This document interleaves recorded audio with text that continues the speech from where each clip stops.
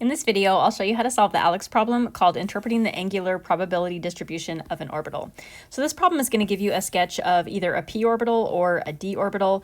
The difference between a p orbital and a d orbital is just the number of these, we call these lobes.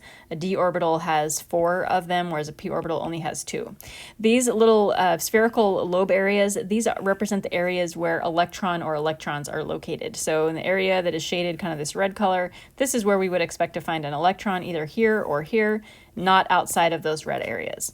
Now down here you can scroll through by dragging this little slider across, and it's just going to rotate this orbital so you can see what it looks like in 3 dimensions. We've got 3 questions that we're going to answer that pertain to this orbital, and I actually have this on another slide so that we can see all 3 questions, and then here I've just kind of moved the picture of the orbital down to this spot. Now whether you're looking at your problem, whether you're looking at a p orbital or a d orbital, we're going to solve the problem in the same way. So this is going to give us 2 different sets of points. It's calling it point A and point B, and it wants us to compare the probability of finding the electron in this point versus this point right here. So this notation is saying compare the probability of finding the electron in point A versus the probability of finding the electron in point B.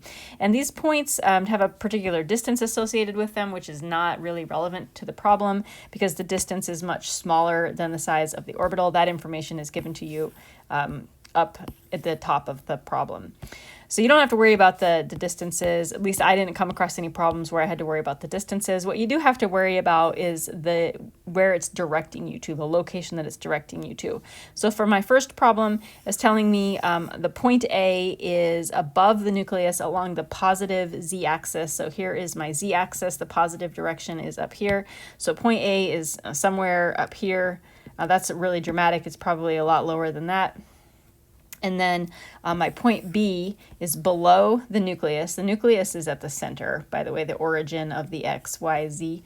The nucleus is right here. So 100 picometers below on the negative z-axis. This is the negative z-axis, so it is the same distance away down here, and it wants to know what is the probability of finding the electron in either of those locations.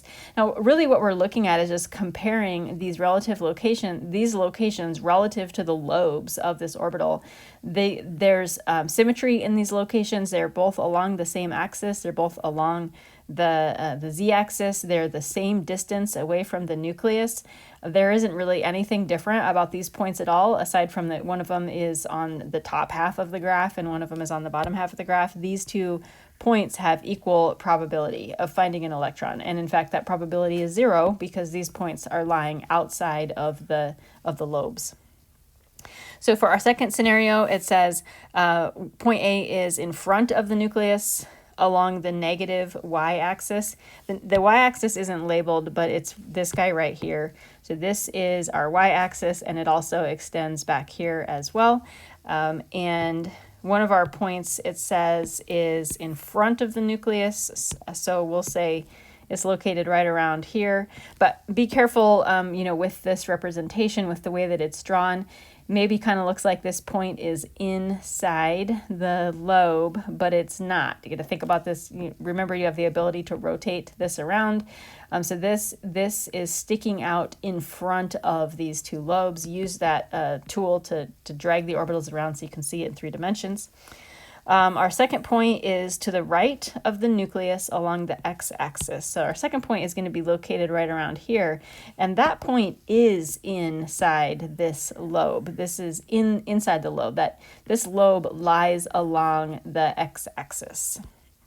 So we have a really high probability of finding the electron at this point because that point is inside a lobe. We have no probability of finding the electron here because this axis is not inside a lobe. So for this one, we would say the probability of B is greater than the probability of A. Again, it's talking about the probability of finding the electron. And for our last situation, it says we have point A is on the negative x-axis, so that's going to be somewhere right there. And again, that is inside this lobe, so we're definitely going to find electrons in this. Well, we have a very high probability of finding an electron here. Our other point is along the positive y-axis, so that's going to be somewhere back here. And again, use your slider tool to rotate around so you'll be able to see there are no lobes on this y-axis, which means points along the y-axis aren't going to have electrons associated with them at all. Point A for this last scenario is a higher probability than point B.